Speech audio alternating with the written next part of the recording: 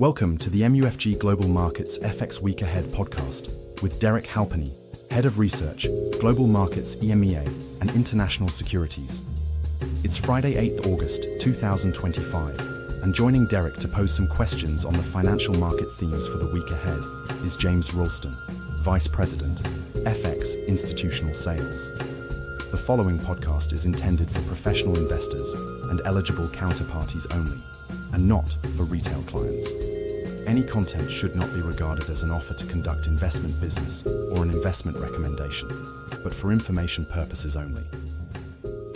Hi, Derek. All right, thank you very much for joining us today. I hope you've had a good week. Yes. There's a couple of topics that I wanted to talk to you about. I don't know really where to start. There's a couple of things that we wanted to discuss, but maybe we start at the Fed musical chairs. Would that be a good place to start? About Miran maybe coming through? No, definitely. I think once we had the resignation of Adriana Kugler last week, that was definitely going to be a topic for this week. And I think Stephen Miran coming in temporarily, I think you can look at it in two ways. Number one, clearly he's an advocate of tariffs. Clearly he's anti the view that tariffs fuel inflation. So clearly he will be endorsing rate cuts as a board member. And the Senate reconvenes on the 2nd of September. Yeah. The meeting is the 16th, 17th. So there's a 2-week period to get the confirmation. I think that's doable. So I think ultimately Stephen Miran could be in the chair on the board for 4 meetings. So does that mean there's more impetus that there's going to be a September push for a rate cut then? Is that what you're leaning towards? Yeah, I think one way of interpreting it is definitely the odds of a September cut have gone up. If you assume Waller and Bowman vote again, you've got now 3 governors. Yeah. However, the influence from a market pricing perspective, we're practically fully priced for a September cut anyway. And other Fed officials have been moving in that direction since the payrolls report. So I don't think it adds much in the way of influencing price action over the short term. The probability of more proactive pushes in general over those 4 meetings, because Steve Miran is there, is obviously that bit higher. So that's definitely dovish. The other interpretation, though, is that the fact that he's only putting Steve Miran in temporarily, it means that he hasn't put his permanent person in place there. So therefore, Waller and Bowman are still in the running for getting the Fed chairmanship. Yeah. And having, let's say, Christopher Waller, who now seems to be the favourite, is certainly better than Kevin Hassett in terms of Fed interference and the politicization of the Fed. So I think from a medium-term perspective, Waller leading the Fed, it is good for the markets. It's, even though he's calling for a cut, and you could argue that decision or that call is politicized in some way, I think the markets would perceive him as being a bit more mindful of Fed independence than, say, Kevin Hassett. Does it lead to a change in that termination rate or the end point? Does it mean that that's going to overall change medium to long term, or is it just the speed of what we're getting to? I think, having Waller as Fed chair, ultimately, it's still just one vote. Yeah. And at the end of the day, the chair of the Fed has to bring the rest of the committee with him. Yeah. Now, again, having Waller in the seat, he has credibility already because he's there. Kevin Hassett could have had a lot more trouble bringing the committee with him.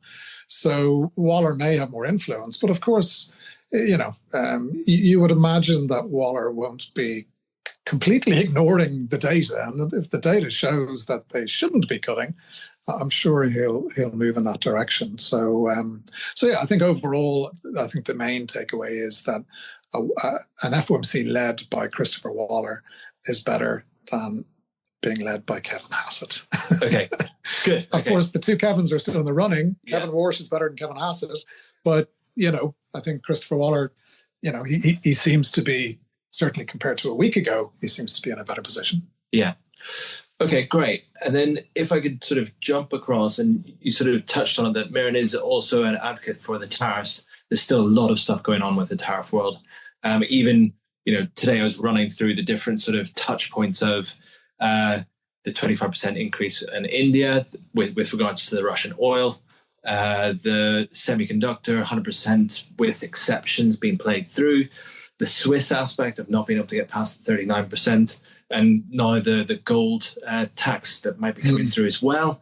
And then there's an EU piece about the pharma with getting past the 15% ceiling and sort of movements away from the EU sort of team. So even those four alone, that's a lot of moving parts. We really don't have that much clarity on what's going to be happening in the next week or so. Yeah, exactly. And I think that the main takeaway in terms of where we are now, because of course the tariffs that were being agreed and announced during July went live yesterday, Washington time, just after midnight. And here we are today, and you listing the uncertainties that are still there. I think we can be sure that not just over the next couple of weeks, but ongoing, Trump is using tariffs in many different ways. And ultimately, that level of uncertainty in terms of trade, I think, is going to persist over the medium term and over probably the entire term of Trump's presidency. So I think that ultimately is definitely a negative, because obviously higher uncertainty is not good for businesses and households. And really, next week is important because we've got the CPI. Last month, pulling out what we did in terms of import-heavy categories, furnishings, apparel, recreational goods, combining the 3 month-on-month increases for those three categories, it was the biggest jump since January 2022. Now, services and rental inflation came down, so the overall headline was okay. But I think ultimately that could be the first signs of tariff-related goods inflation coming through. And if that's more compelling next week, it puts the Fed in a very difficult spot. So, and really, I was looking at, for example, these tariffs that have just gone live. We got guidance from the Trade Representative Department saying that goods that are seaborne ahead of that live date yesterday, as long as those goods reach the US by the 7th of October, they won't be hit with that tariff. Right, okay. About 45% of all imported goods come via cargo ships. Yeah. So that's a big, big chunk that might not be impacted until certainly a good chunk of October, which means that CPI data isn't released until November. Yeah. So, through the rest of this year, we're going to be looking at the CPI, looking for the tariff impact and the uncertainty in terms of whether or not it's coming through on inflation. So it's such a significant lag, considering where we've come, where we started to where we're potentially getting to October, November before we actually see that. That's such a long period of time to be talking, looking, and trying to find these sort of indications. Yeah. And again, if the June data was evidence of it coming through, it's not going to suddenly stop. I think we're going to continue to see evidence. Whether it's compelling enough to pull the Fed back is one of the key questions. But ultimately, it leaves the Fed in a very difficult position. Okay, great. Now, if we sort of jump a little bit across, well, I suppose it's not a little bit, but we're talking about interest rates, and Bank of England just came out this week. How do we see that this sort of plays out for us in the sort of near future? Yeah, well, we've got a long euro sterling trade view in our publications at the moment. It's been running for a while, and we're still in the money, but obviously we lost some yesterday with the outperformance of the pound.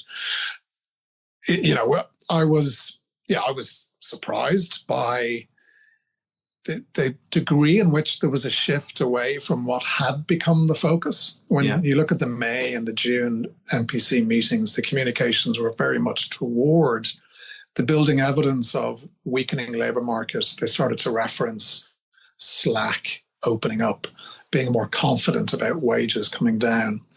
And that was kind of leading us to believe that, if anything, the risks were building that we could be in a position where you get back-to-back rate cuts. Yeah. That's gone away after yesterday, of course.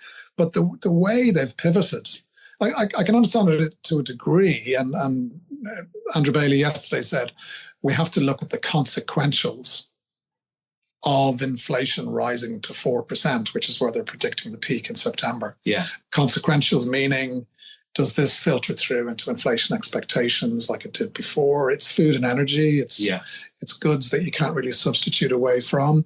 And if it lifts expectations, does it feed into another pop higher in wage growth? I can kind of understand that. But the pivot to me is a reflection simply of the ongoing divisions within the MPC. And the last time, we actually haven't had a unanimous MPC vote since this tightening cycle began. The last unanimous vote was when the policy rate was at 0.1% in 2021. So September 2021, I think, was the last unanimous vote. So the MPC is divided, and clearly the vote yesterday, first time ever, we had to have two votes. It's still very divided, and that pivot back towards inflation risks definitely reflects that. I know the pound has rallied. I don't think yesterday is pound positive. I can understand the short-term positioning liquidation. Maybe shorts were being built up. But ultimately, this is a kind of I use the word stagflationary in a cautious kind of way, because of course it's not really stagflationary, it's maybe stagflationary light, because the projections for GDP have come down. Yeah. Inflation certainly over the short term has gone up. It's not a particularly attractive mix. And of course, the big elephant in the room that wasn't mentioned yesterday was the potential monumental tax increases that are coming because of the fiscal hole, which is very negative for GDP and should certainly open up the capacity for potentially more rate cuts. So that's in the market price. Yeah. Even though it wasn't really mentioned yesterday. And I therefore think the scope for any kind of sustained bounce of the pound is pretty limited. Okay, great. Thank you, Derek there. Last one was a quick one from a couple of my clients. They were looking at the Japanese PM movement over there. Is he in trouble? Is Shiba in trouble? He's clearly trying to protect his position at the moment, but is that a realistic thing that we should be looking at? Yeah, I think, dollar yen is up a bit today. It's definitely the yen is underperforming. Tricky because I'm starting to become a little bit more bearish in the dollar again. I think the factors are starting to fall into place that you could get another bout of dollar selling. But at the same time, the yen doesn't look particularly attractive with this issue hanging over it. Yeah. And it looks very likely, given the LDP gatherings this week, that according to one LDP Diet member, between 60 and 70% of participants in a gathering this week were looking for Shiba to resign and for somebody to take responsibility for the upper house elections. So it's going to go out to the prefectures as well, and a decision is likely to be made in a couple of weeks towards the end of August. To me, it's looking more likely than not that there will be a leadership election. Okay. And obviously, if that is the case, probably Shiba will step down. I couldn't imagine he'd run in a leadership election. So then, that opens up the whole issue around fiscal slippage, pressure on any kind of incoming prime minister to fiscally loosen the strings again to protect the household from the cost of living crisis. And that potentially brings back JGB instability and all of that political risk premium. It doesn't look good for the yen over definitely maybe the next. So uncertain autumn then. Yeah, if there's a leadership election, it'll probably be in the latter part of September. Right, okay. So, we'll get confirmation, as I said, maybe in a couple of weeks. Yeah. My feeling is we'll have a leadership election. So, you're talking, potentially August, September, most of September, a period of uncertainty. So certainly eyes on that area for the next couple of weeks, see how it plays out, because that will have effects going through into the next couple of months. Yeah, definitely. And whether you play that through long dollar yen, given what I've just said about turning a bit more bearish on the dollar, maybe not. So maybe you look at the yen crosses, and maybe euro yen or possibly Aussie yen. We've got the RBA meeting next week. That's the one key central bank meeting fully priced that they'll cut. But we've also got the China agreement that needs to be made by Tuesday in terms of a 90-day extension. If that does transpire, then that's potentially good for Aussie dollar as well. Okay, great. Derek, if it's okay with you, I'll leave it there. Good stuff, of course. That's fantastic. Some really good points covered. So I really appreciate your help. Great. Thank you very much. Thanks, James. Have a good weekend. Cheers, you too. Thank you for listening to this MUFG Global Markets podcast. Rate, review, and subscribe. Contact your MUFG sales rep for more information. Come back next week for more insights from the Global Markets Research team.